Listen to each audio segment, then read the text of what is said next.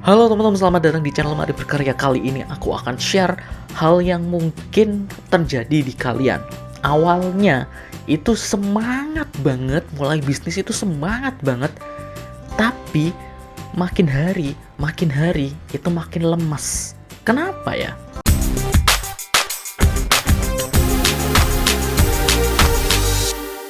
Jadi ada banyak sekali dari teman-temanku juga yang mereka itu waktu punya sesuatu atau punya ide bisnis itu mereka cerita ke aku dengan sangat semangat dengan Mas, aku punya ide, aku pengen bikin usaha ini. Nanti itu aku kerjasama dengan si A, si B, si C. Nanti itu bakalan aku bikin sesuatu yang wow kayak gitu. Nanti produknya itu kayak gini, detailnya itu kayak gini. Karena sekarang kan lagi kondisi kayak gini, kayak gitu. Jadi ada banyak sekali hal yang mereka ceritakan, tapi mereka itu semangat pada awalnya, semangat banget. Bahkan mereka itu ada beberapa yang mereka itu sampai belajar cara bikinnya. Misalnya ada salah satu produk, katakanlah sepatu atau tas atau apapun ya misalnya. Jadi si orang ini itu pertama menceritakan dengan semangat idenya. Nanti itu tas ini tuh dibuat kayak gini, desainnya itu kayak gini dan sebagainya. Nah, dia itu saking semangatnya sampai dia itu belajar cara bikinnya kayak gimana. Misalnya tas, cara bikin tasnya itu kayak gimana. Dia ikut kursus cara bikinnya kayak gimana. Dia membeli buku tutorial yang gede banget.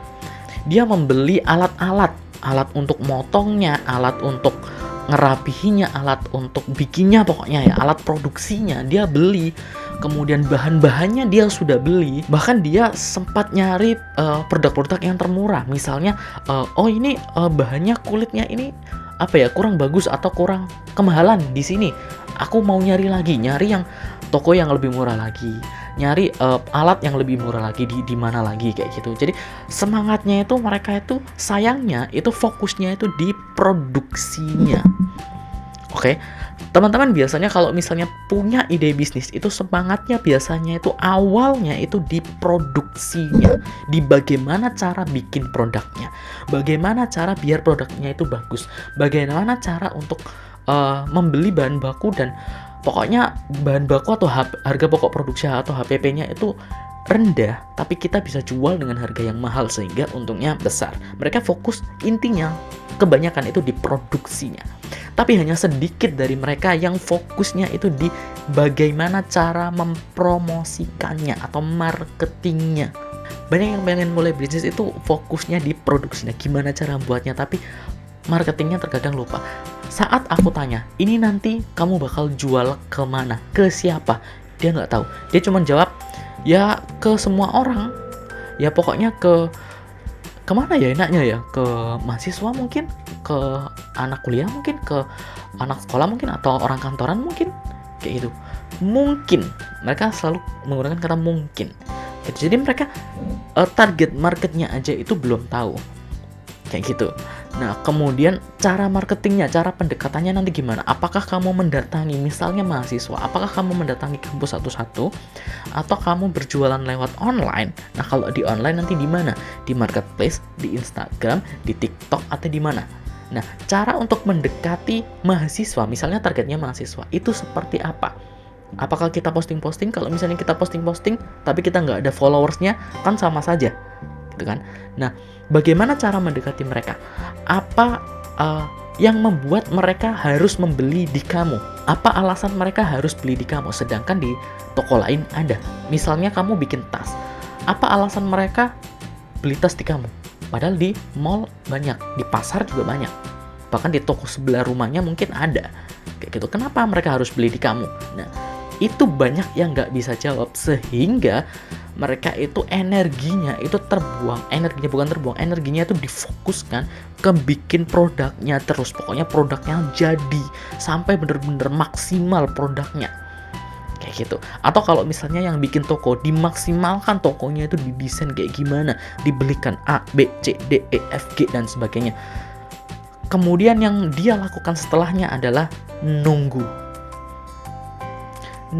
customer datang, nunggu orang datang. Atau mungkin cuman ya sebar-sebar, misalnya nih, kalau misalnya promonya online, dia cuman bikin story atau bikin post kayak gitu, atau bikin video singkat kayak gitu. Setelah itu yang dilakukan adalah nunggu. Nah, pada saat mau menunggu itu, kalau temen-temennya menyukai produknya, mungkin dia akan lanjut, dia akan lebih semangat lagi. Tapi kalau temen-temennya atau orang-orang di sekitarnya itu mungkin kurang tertarik dengan produk yang dia jual, maka nggak akan ada pembelian, nggak akan ada transaksi, nggak akan ada penjualan. Dan dia akan lemas. Semangatnya akan turun, sampai nanti dia akan berhenti. Itulah kenapa banyak sekali orang yang gagal. Bukan karena mereka itu produknya jelek, enggak. Bukan karena mereka itu nggak bisa bikin produk, enggak. Mereka itu jago-jago bikin produk. Mereka itu pinter banget kalau bikin sesuatu. Idenya itu kreatif banget. Hanya saja mereka tidak menemukan target market yang cocok atau yang pas. Kayak gitu. Kenapa banyak sekali merek sepatu tapi semuanya bisa kebeli? Semuanya ada pelanggannya. Kenapa banyak sekali, kalau misalnya kalian ke pasar katakanlah, yang jual baju ada berapa? Tapi mereka semua dapat pelanggan. Kenapa? Padahal jualannya sama. Atau kalian misalnya coba ke tempat makanan atau food court katakanlah. Di food court itu banyak yang jualan makanannya itu sama makanannya. Katakanlah makanannya nasi goreng atau lalapan. Itu banyak yang jualan, tapi kenapa kok itu laku? Karena ada alasan, teman-teman. Ada alasan orang membeli di sana. Mungkin karena rumahnya dekat. Mungkin karena toko di sebelahnya itu udah rame. Sehingga aku ke yang nggak rame aja, biar cepet. Oke, mungkin penjual di sana itu lebih baik. Penjual di sana itu ramah, sehingga mereka ke sana. Mungkin produknya itu bagus atau harganya lebih murah, kayak gitu. Sehingga apa? Ada alasannya. Kayak gitu. Bukan hanya karena produknya, bukan hanya karena kita bikin produk yang menarik, yang bagus banget, yang keren banget. Nggak hanya itu. Tapi ada banyak sekali alasan dan itu nggak dipikirkan oleh orang. Hanya orang-orang yang cocok yang bisa memikirkan itu. Nggak semua orang memikirkan itu. Contohnya, nggak semua orang nyari produk dengan harga murah. Bener? Ada orang yang prioritasnya itu harganya mahal. Mungkin karena biar kualitasnya terjamin, mungkin biar awet, biar nggak ganti-ganti lagi. Kayak gitu kan. Makanya mereka pilih yang agak lebih mahal dikit, biar awet. Kayak gitu. Terus kalau misalnya kalian jual makanan, ada orang yang suka makanan pedas, ada yang enggak. Jangan paksakan. Meskipun makanan kalian itu sepedas apapun, tapi kalau kalian promosinya ke orang-orang yang nggak suka makanan pedas, sedangkan kalian jualan makanan pedas, apakah laku? Enggak kan? Nah, biasanya itu salahnya di itu, salah target market, salah kita promosi ke siapa. Karena nggak semua orang. Misalnya kalian jualan tas kalian itu adalah tas yang misalnya cocok digunakan untuk misalnya hangout buat anak-anak muda kayak gitu. Tapi yang kalian promosikan itu orang-orang yang sudah berkeluarga, kan nggak cocok, iya kan? Meskipun ada kemungkinan mereka beli, tapi itu nggak cocok target marketnya. Oke, itulah yang membuat kalian nggak laku. Bukan produk kalian itu nggak laku, nggak. Salah target market. Makanya kalau misalnya kalian pengen bisnis, pertama itu fokuskan di target market, bukan produknya dulu. Kalian tentukan aja produknya itu mau jual produk apa. Katakanlah sepatu. Nah, sepatu itu sepatu yang fungsinya buat apa? Keunggulannya apa?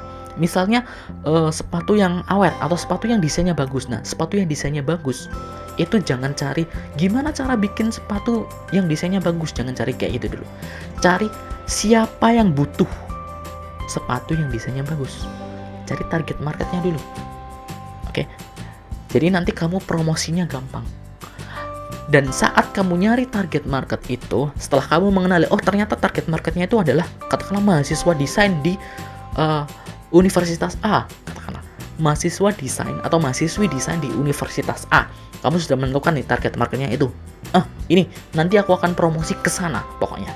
Nah, kamu riset mereka itu kebiasaannya kayak gimana untuk pakai sepatu. Apakah mereka suka pakai sepatu yang bertali, atau mereka sepatu yang slop aja, atau mereka pakai sepatu yang tipe seperti apa, desainnya yang disukai itu seperti apa. Kamu bisa cari tahu dari sana. Nah, sehingga kamu bisa bikin sepatunya, baru bikin sepatunya atau bikin produknya. Setelah bikin produknya, kamu testing market, tawarkan ke mereka, bukan ke orang lain. Oke, tawarkan ke mahasiswi mahasiswi desain Universitas A katakanlah. Kayak gitu, ke situ dulu. Baru nanti setelah laku, baru kamu sebar ke orang-orang lain. Gitu. Biasanya teman-teman ini kebalik. Bikin produknya dulu, kemudian disebar ke random orang. Ya kalau random orang itu, katakanlah tadi, random orang itu suka sepatu yang desain. Kalau mereka suka sepatu yang murah, gimana? Ya mereka nggak akan laku. Mereka nggak akan beli. Kayak gitu. Salahnya kita biasanya di situ. Makanya kenapa pada awalnya kita itu semangat banget, karena kita tahu tujuan kita. Kita tahu produknya nanti tuh bakalan kayak gini, bakalan bagus banget, bakalan kayak gini. Tapi saat produknya udah jadi, kok nggak ada yang beli ya? Jadi kita turun semangatnya, turun lemas. Kayak gitu. So, saranku buat kalian yang sekarang nih lagi semangat banget bikin bisnis, pengen bikin usaha, coba fokuskan untuk cari target market, biar kalian nggak menyesal, biar kalian nggak lemas nantinya, biar kalian nggak ngeluh, kok sepi nih, produkku nggak laku nih. Cari target marketnya dulu, oke? Cari siapa orang yang suka produk kalian. Kalian profiling ibaratnya, kira-kira siapa ya? Misalnya kalian jualan, atau gini deh, kalau misalnya kalian nggak tahu nih siapa yang kira-kira suka dengan produk kalian, kalian harus temukan keunikan produk kalian dulu. Misalnya kalian jualan makanan yang pedas, nah berarti keunikan kalian kan pedas. Siapa kira-kira orang yang suka makanan pedas? Apakah mahasiswa suka? Apakah anak SMA suka? Ataukah anak yang misalnya hobi naik gunung? Apakah mereka suka? Misalnya anak yang kira-kira sering hangout, atau anak-anak olahraga, misalnya anak-anak yang suka bola, anak-anak yang suka main bola, apakah mereka suka? Kalau kamu nggak bisa nemu jawabannya, ya tanya, kira-kira siapa ya anak yang suka bola ya? Oh ini, tanya ke si A, si B, si C yang suka bola, kamu suka pedas gak? Jadi kamu riset dulu, baru nanti setelah kamu menemukan, oh ternyata yang suka dengan, atau yang mau beli produkku, atau yang suka dengan produkku itu adalah ini, misalnya orang yang suka bola, atau orang yang hobi main bola, atau tadi misalnya mahasiswi desain kayak gitu. Nah, itu kemudian kita fokuskan ke sana dulu. Kita nyari orang-orang, siapa nih list orang-orang yang masuk ke target market kita, baru kita promokan.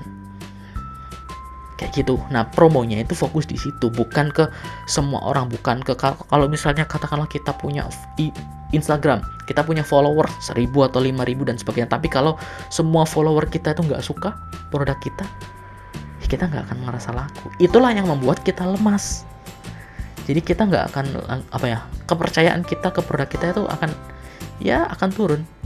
Semoga informasi tadi bisa membantu kalian, dan semangat buat kalian yang sedang memulai bisnis atau sedang merintis bisnis. Ingat, fokuskan di target market.